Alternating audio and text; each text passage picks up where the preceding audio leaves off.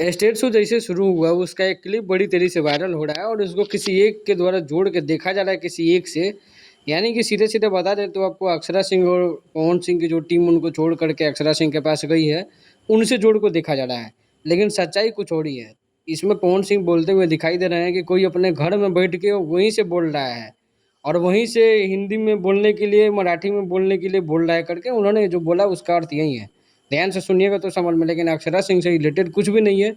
ये सिर्फ राज ठाकरे को सीधा-सीधा चुनौती दिया गया है। जैसा कि सबको पता ही है कि राज ठाकरे महाराष्ट्र में ही रहता है, वहाँ से कहीं जाते नहीं हैं और वहीं से जो है सबको चुनौती देते रहता है कि महाराष्ट्र में मराठी बोलना है, तो ये करना है, वो करना है।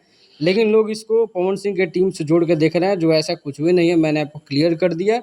अब जितने भी रील्स होंगे, अब गारंटी देता हूँ, देखना हज़ारों रील्स आपको दिख जाएँगे पवन सिंह और उनकी टीम पे ये शॉर्ट्स का।